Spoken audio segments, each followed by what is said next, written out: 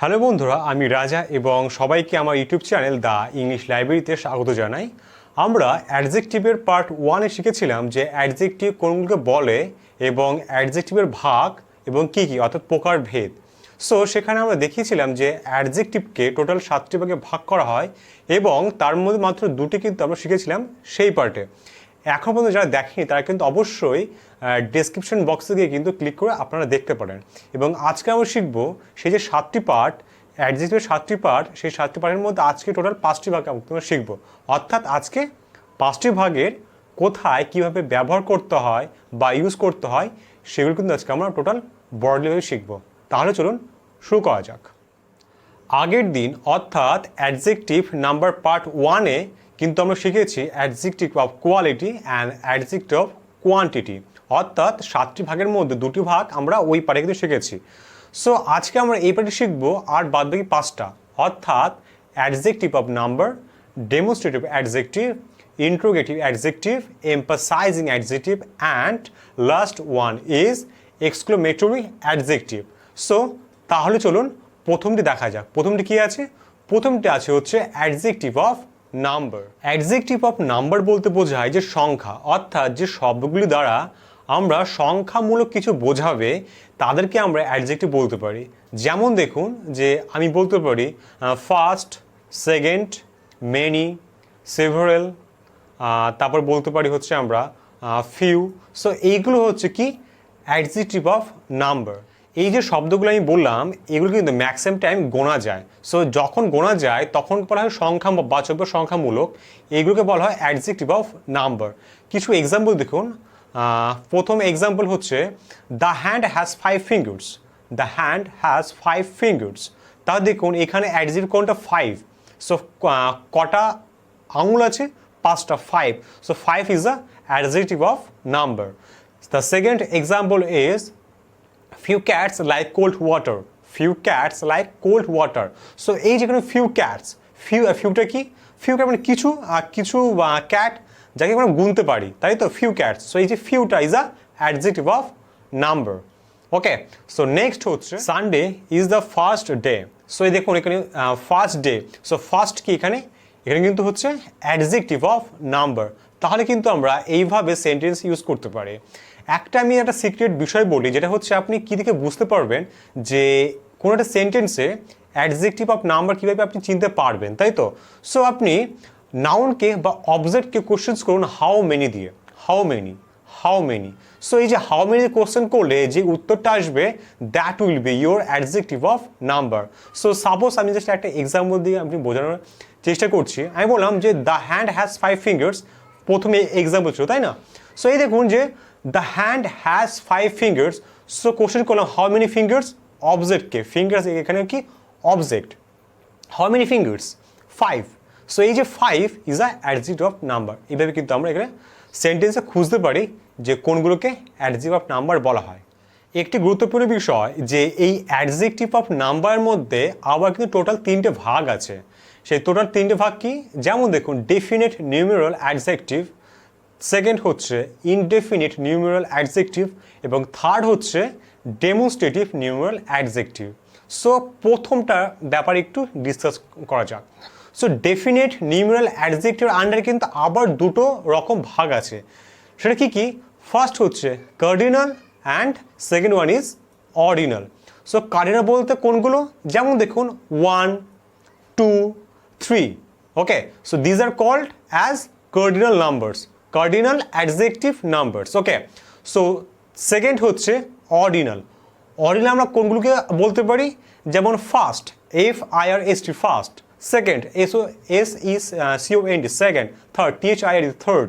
So these are all ordinal numbers. Okay, so এবার আমাদেরকে বুঝতে হবে এই যে ফার্স্ট, সেকেন্ড, থার্ড এগুলো হচ্ছে ডেফিনিট অ্যাডজেক্টিভের আন্ডারে পড়ছে, ডেফিনিট নিউমেরাল অ্যাডজেক্টিভের আন্ডারে পড়ছে। ওকে, সো এইগুলোকে আমরা বলতে পারি adjective of number. Definite numeral অ্যাডজেক্টিভের একটি বৈশিষ্ট্য হচ্ছে আপনি এগুলোকে নির্দিষ্ট করে কিন্তু আপনি বলতে পারবেন। যেমন 1 is a particular, second also is a particular. So এই যে আপনি 1 2 3 বা ফার্স্ট সেকেন্ড থার্ড আপনি গুনতে পারছেন, মানে আপনি নির্দিষ্ট করে বলতে পারছেন যে হ্যাঁ এইগুলোই 1 2 3। সো এই যে নির্দিষ্ট করে আপনি যে বলতে পারছেন, এই জন্যকে বলা হয় এগুলোকে definite numeral adjectives. Okay, so second one is indefinite numeral adjectives. So indefinite numeral অ্যাডজেক্টিভে কিন্তু যে সংখ্যাগুলো বোঝানো হয় সেই সংখ্যাগুলো কিন্তু কোনো সংখ্যা মানে পুরোপুরি সংখ্যা কিন্তু প্রকাশ করে না। আপনি ওই ইনডেফিনিট নিউমেরাল অ্যাডজেক্টিভে কিন্তু গুনতে পারবেন না। ওকে, সো যেমন দেখুন all, no, many, some, several, these are all indefinite numeral adjective. আপনি বলুন যে অল, এই অলটিকে আপনি কি গুনতে পারবেন? কিন্তু পারবেন না।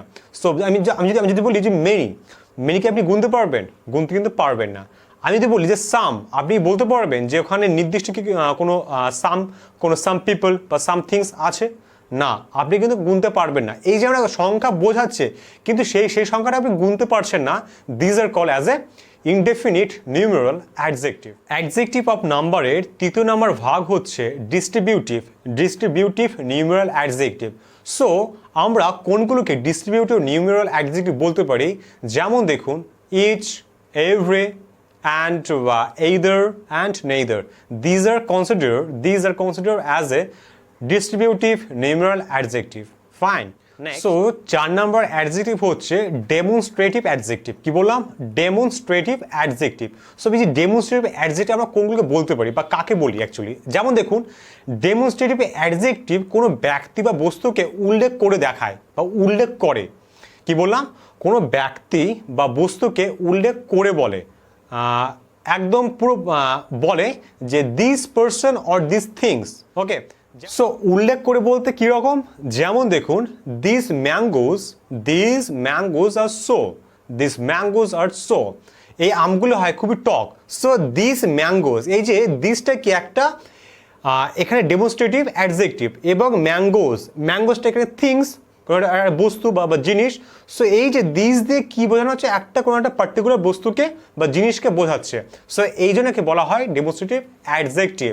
সো নেক্সট হচ্ছে this boy is very industrious. এই ছেলেটি হয় খুবই কর্মক্ষমতা আছে এই ছেলেটির। সো এখানে দেখুন দিস বয়, সো বয়টাকে এখানে পার্টিকুলার পার্সন, সো কাকে উল্লেখ করছে? এই দিসটা দিয়ে ছেলেটাকে উল্লেখ করছে, তাই না? সো এই যে উল্লেখ করছে এইভাবে কিন্তু বলা হয় ডেমনস্ট্রেটিভ অ্যাডজেক্টিভ, অর্থাৎ এইভাবে কিন্তু উল্লেখ করে। Okay, that boy is stronger than Hari. So that boy, সেই ছেলেটি কি করছে? উল্লেখ করছে, তাই তো? সো দ্যাট বয়, এই যে that is a demonstrative adjective. So next example হচ্ছে I hate such things. So আমি ওই রকম জিনিসগুলোকে অপছন্দ করি। সো সাচ থিংস, ওই রকম জিনিস। সো এই যে ওই রকম একটা নির্দিষ্ট করে মিনস মানে কোনো উল্লেখ করে বোঝাচ্ছে যে ওই জিনিসগুলো। সো এইভাবে কিন্তু আমরা ডেমনস্ট্রেটিভ অ্যাডজেক্টিভকে ইউজ করতে পারি বা চিনতে পারি। আর একটি বিষয় যেটা হচ্ছে আপনি কি দেখে বুঝতে পারবেন যে এটা ডেমনস্ট্রেটিভ অ্যাডজেক্টিভ, খুব ইজি। সেটা কি? সেটা হচ্ছে আপনি অবজেক্টকে কোশ্চেন্স করুন হুইচ দিয়ে। Which thing, such things. Which boy, that boy. Which mangoes, this mangoes. Okay, so এইভাবে কিন্তু আমরা চিনতে পারি যে একটা সেন্টেন্সে কীভাবে কোনগুলোকে আমরা ডেমনস্ট্রেটিভ অ্যাডজেক্টিভ বলতে পারি। এবার হচ্ছে ইন্টিগ্রেটিভ অ্যাডজেক্টিভ, অর্থাৎ ইন্টিগ্রেটিভ অ্যাডজেক্টিভ আমরা কোনগুলোকে বলতে পারি, তাই তো? ইন্টিগ্রেটিভ অ্যাডজেক্টিভ, আমরা ইন্টিগ্রেটিভ শব্দটা আমরা কিন্তু খুব কমন, বিকজ WH ওয়ার্ড দিয়ে যতগুলো শব্দ আছে আমরা সবগুলো কী বলি? ইন্টিগ্রেটিভ ওয়ার্ড বলি। সো যেমন দেখুন যে হোয়াট, হুজ, হুইচ। এবার ব্যাপার হচ্ছে আমরা এইগুলোকে কীভাবে অ্যাডজেক্টিভ হিসাবে ইউজ করতে পারবো? কিছুই নয়, শুধুমাত্র এই যে হোয়াট, হুইচ, হুজ এর সাথে কোনো একটা নাউন বসিয়ে যখন এটি কোশ্চেন্স করা হয়, that is your integrative of adjective. Okay, যেমন দেখুন আমি যদি বলি যে what manner of man is this. Next বলতে পারি which way shall I go. এবং থার্ড এক্সাম্পল হচ্ছে হুজ বুক ইজ দিস। এখানে বোঝার চেষ্টা করুন আমি কিন্তু প্রত্যেকটি WH ওয়ার্ডের সাথে কিন্তু একটা নাউন কিন্তু যুক্ত করেছি বা অ্যাড করেছি। যেমন দেখুন যে প্রথমে ছিল হোয়াট ম্যানার, হোয়াট, তারপর manner, manner is a noun. Okay, next হচ্ছে হুইচ, হুইচ এবার কি আছে way, way is also noun. So আমরা কি বলবো হুইচ ওয়ে। সো নেক্সট হচ্ছে বলতে পারি whose book, whose is a integrative word. Next হচ্ছে book, book is a noun. So এই যে আমরা ইন্টিগ্রেটিভ ওয়ার্ডের পরে নাউন বসিয়ে কোনো কোশ্চেন্স করছি, এইভাবে কিন্তু আমরা ইন্টিগ্রেটিভ অ্যাডজেক্টিভ ব্যবহার করতে পারি। এবার হচ্ছে এমফাসাইজিং অ্যাডজেক্টিভ, অর্থাৎ দুটি শব্দ দ্বারা কিন্তু এমফাসাইজিং অ্যাডজেক্টিভকে প্রকাশ করা হয়। কি কি?